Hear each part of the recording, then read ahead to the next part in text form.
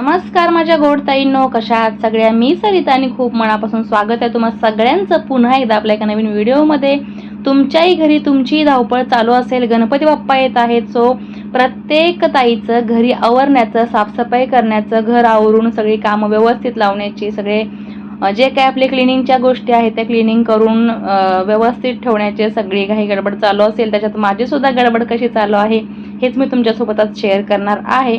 तर घरचं सगळं उरकून रेग्युलर प्रमाणे नेहमीप्रमाणे मी शॉपवरती आलेले आहे. शॉपवरती सुद्धा क्लिनिंग केल्यानंतर पूजा वगैरे झाली आणि मग मी माझं काम करत बसले होते. शांतपणे काम करत बसले की पटपट पटपट काम होतं, कारण सकाळी गेल्या गेल्या कोणी आज क्लायंट नव्हते. सो आजचं काम माझं बऱ्यापैकी उरकता आलं होतं, कारण काल जे ब्लाऊज जोडून ठेवले होते कारागिरनी ते आज सकाळी गेल्या गेल्या मला शिवायचेच होते, कारण संध्याकाळी हे ब्लाऊज जाणार होते. तर आता हा मी शिवलेला जो ब्लाऊज आहे त्याचं फिटिंग टाकत आहे. कटोरी ब्लाऊज आहे, 39 इंचाचा हा ब्लाऊज आहे. चेस्ट साईज जी आहे त्याची 39 आहे, 39 साईज आहे. आणि याच्यामध्ये बघा उंचीसुद्धा याची 13-13.5 इंचच आहे. त्यामुळे आपल्याला हेवी चेस्ट असेल तर कटिंग कसं करायचं हे सुद्धा मी पाठीमागच्या व्हिडिओमध्ये सांगितलेलं आहे, कटोरी ब्लाऊजच्या कटिंग आणि स्टिचिंगच्या व्हिडिओमध्ये. त्याच्यामध्ये साईजसुद्धा जवळपास 39-40 ते 42 पर्यंतचा आहे. सो पुढचा भाग छोटा होऊ नये, कटोरीचा साईज छोटा होऊ नये, परफेक्ट कसा बसावा यासाठी खूप सारे टिप्ससुद्धा दिलेले आहेत. तुम्ही अजून जर व्हिडिओ पाहिला नसेल तर त्याची लिंक मी खाली डिस्क्रिप्शन बॉक्सला दिलेली आहे, तुम्ही ती जाऊन चेक करू शकता. किंवा आपल्या होम पेजला खूप सारे असे व्हिडिओज आहेत जे तुमच्या कामी येणार आहेत, किंवा बिगनर्स असतील त्यांनासुद्धा खूप त्याचा उपयोग होणार आहे. आता हे ब्लाऊज फिटिंग करून झालेलं आहे. मार्जिन जास्त होतं ते सुद्धा कटिंग करून परफेक्ट मार्जिन ठेवून टिप मारलेले आहे.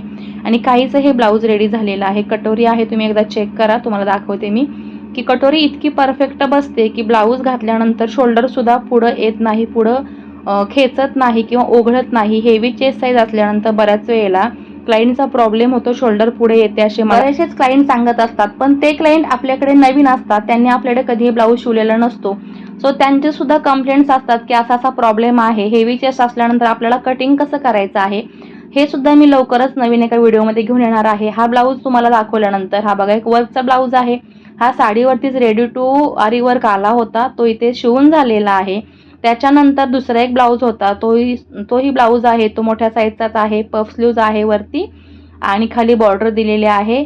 हे 3 ब्लाऊज माझे आता शिवून झालेले आहेत. सकाळी मी शॉपवरती आल्यापासून साधारणतः 11 वाजले होते आणि हे कालच्या कटिंगमधले 4 ब्लाऊज शिल्लक होते, जे आत्ता कारागीर आल्यानंतर तिचं काम उरकून येते ती, तेव्हा ती आल्यानंतर जोडणार आणि ती जोडेपर्यंत माझं दुसरं काम मला असणारच आहे.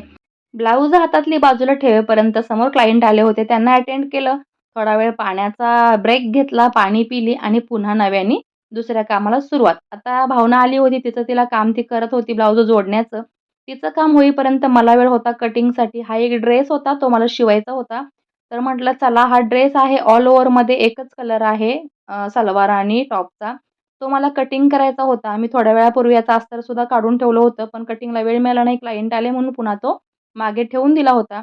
सो पुन्हा इथे हा आता ड्रेस कटिंगला घेते. या ड्रेसला चुडीदार शिवायचे आहे. हे क्लायंटसुद्धा आपल्याकडे पहिल्यांदाच आलेलं आहे आणि चुडीदार शिवायचं म्हणतायत, कारण चुडीदार शिवून मलासुद्धा खूप दिवस झाले. कारण आता सध्या सलवार, सेमी पटियाला, पटियाला आणि जास्त करून ट्रेंड आहे तो पेन्सिल बॉटम किंवा प्लाझो पॅन्ट किंवा ट्राउझर याचा.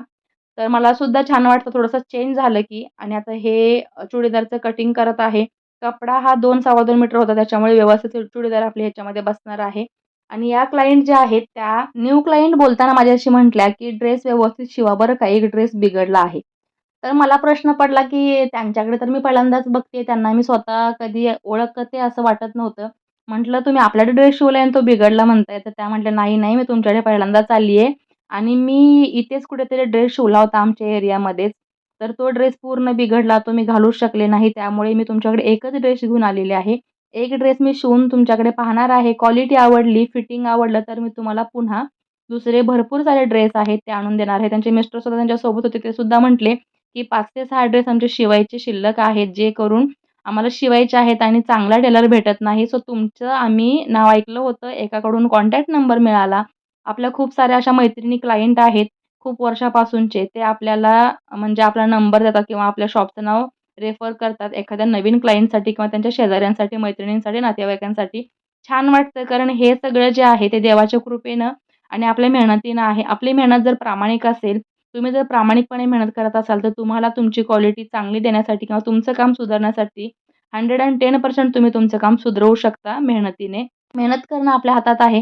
त्यामुळे देवाची कृपा आपल्यावरती आहे. मेहनत आपली चांगली होते, क्लायंटला ती आवडते आणि आपले क्लायंट टिकून राहतात. नवीन क्लायंटसुद्धा आपल्या ग्रुपमध्ये, आपल्या फॅमिलीमध्ये ॲड होतात. सो आनंदाची गोष्ट आहे. छान वाटतं आपल्या कामाचं कौतुक कोणी केलं तर. त्यामुळे काम आपलं अजून चांगलं कसं करता येईल ह्याच्याकडे नेहमीच लक्ष देत जा. हे मी तुम्हाला प्रत्येक वेळेला सांगते. कारण तुम्ही जर क्वालिटी चांगली दिलात, तर तुम्हाला क्लायंट शोधत येणार आहे. तुम्हाला क्लायंटची वाट बघत बघत बसावं लागणार नाही. त्यासाठी मेहनत अगदी प्रामाणिकपणे करा. ज्यामुळे तुमचं प्रत्येक काम मेहनतीने जे आपण करतो ते चांगलंच होतं आणि त्याचा परिणाम जो आहे तो चांगलाच येतो. त्याचा जो रिझल्ट आहे तो आपल्याला पॉझिटिव्हच मिळतो. सो प्रत्येक वेळेला मी तुम्हाला हे नेहमीच सांगत असते. थोडी मेहनत जास्त करायला लागली हरकत नाही, पण आपलं काम आपल्याला होईल तितकं अजून चांगलं कसं करता येईल ह्याचा विचार करायचा. आता इथे बघा गंमत बघा, मी इथे गळा मार्किंग केलेला आहे, पण आमच्या भावना मॅडमला इथे गळा कसा कटिंग करायचा ती ब्लँक झाली कामाच्या गडबडीमध्ये तिच्याही. तर तिला वाटलं एका साईडला ताई मार्किंग केलेलं आहे, दोन्ही साईडला मार्किंग केलेलं नाही. सो मी तिचं ते बॅक पार्ट आहे ब्लाउजचा घेऊन पुन्हा तिला मी ते मार्किंग करून दिलेलं आहे. कारण कधी-कधी काय होतं बघा, प्रत्येकीच्या डोक्यात काही ना काही विचार चालू असतो. प्रत्येक मैत्रीण आपापल्या संसारामध्ये, मुलांमध्ये रमलेली असते. काही ना काही डोक्यामध्ये विचार चालू असतात. त्यावेळेला कधी-कधी ब्लँक व्हायला होतं. सो मलाही असं बऱ्याच वेळेला होतं. सो तिचं काम अडू नये म्हणून मी हेल्प केली थोडीशी. पुढे तिचं काम तिने कंटिन्यू केलं आणि हे सगळं दिवसभरामध्ये होत राहतं. गप्पा गोष्टीसुद्धा होत राहतात. हसत-खेळत आमचा दिवस कामामध्ये कसा निघून जातो हे आम्हालाच कळत नाही. कारण घरी जायच्या वेळेला काम तरी करायची इच्छा असते, लिंक लागलेली असते दिवसभर काम करून. मध्ये ब्रेक घेणं सुद्धा आपल्याला अवघड जातं असं कधी-कधी होतं. तर हे कटिंग करता-करता काही ना काही गप्पा चालू असतात, कोणाचे ना कोणाचे कॉल्स चालू असतात किंवा क्लायंट आपले मध्ये येत जात राहतात. बऱ्याच वेळेला तुम्हाला क्लायंट दाखवायचे, माझं राहून जातं. बऱ्याच वेळेला व्हिडिओ मी बंद करते आणि पुन्हा चालू करायचं विसरून जाते. हे प्रकार माझ्याशी खूपदा घडत असतात घाई-गडबडीमध्ये. तर ही आहे आमची नवीन फ्रेंड, नवीन मैत्रीण झालेली आहे. आता ती काय आहे, कोण आहे सांगते. माझ्या शेजारी उजव्या हाताला एक शॉप होतं साड्यांचं. त्या मॅडमनी शॉप बंद केल्यानंतर त्याच ठिकाणी एक जेंट्स वेअरचं शॉप झालेलं आहे, दुकान झालेलं आहे. तिथे त्या दादांची ही मिसेस आहे, ती बसलेली असते.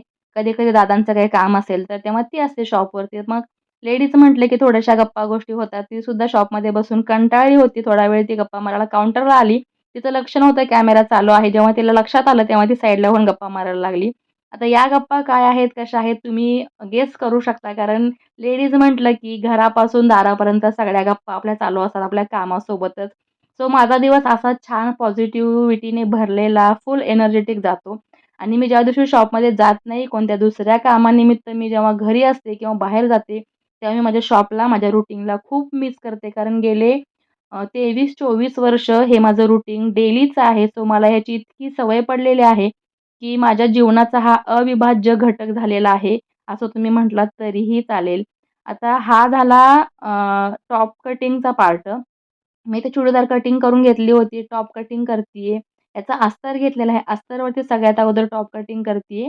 गप्पा आमच्या चालूच आहेत. ती साईडला उभी राहिलेली आहे गप्पा मारण्यासाठी आणि इकडच्या-तिकडच्या गप्पा चालू आहेत. ती नाशिकच्या आहे. सो नाशिकच्या गप्पा आमच्या रंगल्या होत्या, की तिकडे काय आहे, कसं आहे, कोणती गोष्ट कशी असते, या सगळ्याच गप्पामध्ये आम्ही रमलो होतो. सोबत माझं काम चालू होतं. कारण तोंड जरी चालू असेल, तरी हात बंद करणं आम्हाला अलाउड नाही.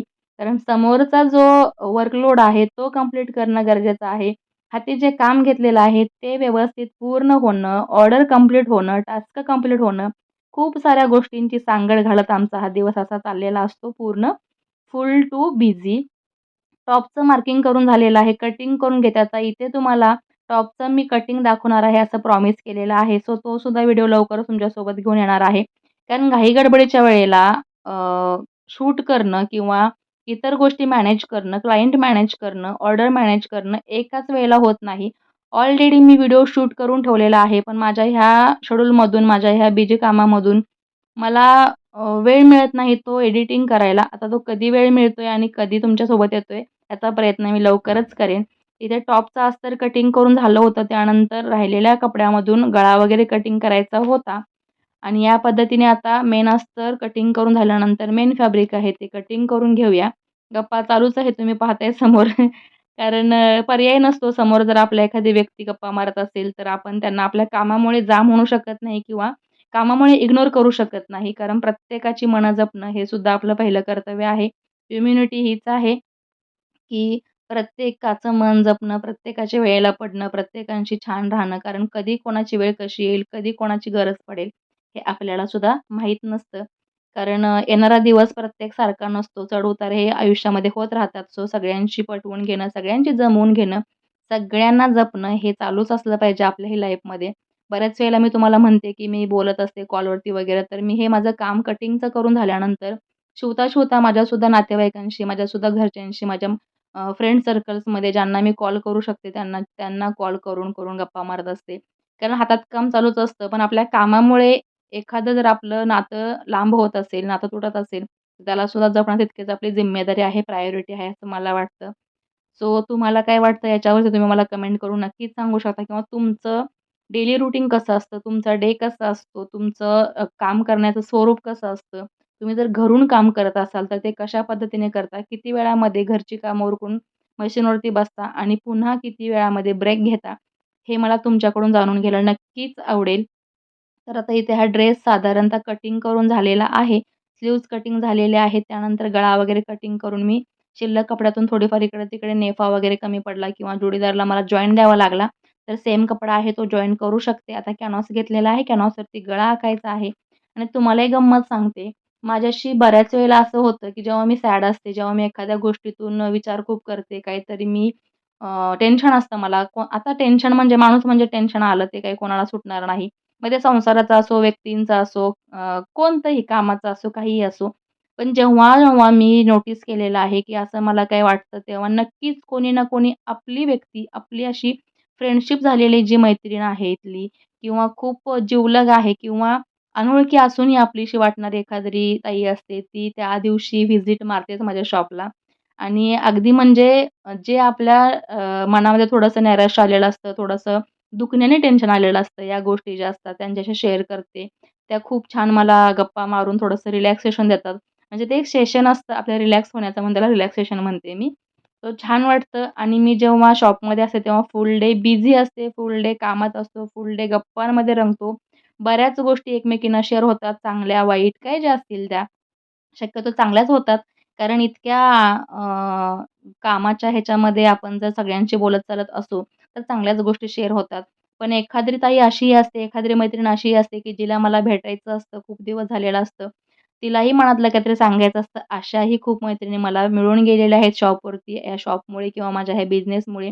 ती सुद्धा येऊन आपलं मन मोकळं करते. तिलाही तितकीच गॅरंटी असते, की विश्वास असतो, की जेव्हा मी सरिताकडे आलेले आहे, तेव्हा माझं मन मोकळं करून अगदी म्हणजे पोटाच्या गाभाऱ्यातली एखादी, मनाच्या गाभाऱ्यातली एखादी गोष्ट मला जर सांगितलेली असेल, तरी ती कुठेही जाणार नाही, इतका विश्वास तिचा माझ्यावरती असतो.